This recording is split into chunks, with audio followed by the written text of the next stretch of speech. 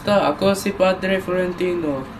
Senior Simon, Diyos ko, sandali lang at tatawag ko ng doktor. Diyos ko, Panginoon ko, handa akong makainig, Senior Simon. Oo, ang Diyos ang tumutulong sa ating kapag tayo ay wala na ng mapuntahan. Makikinig ako sa iyo.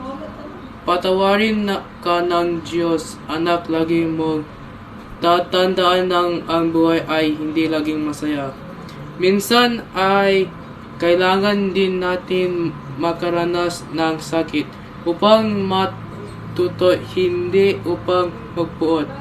Walang magagawa ang paghiganti dahil ito ay mabunga nawang ng panibong kamalian.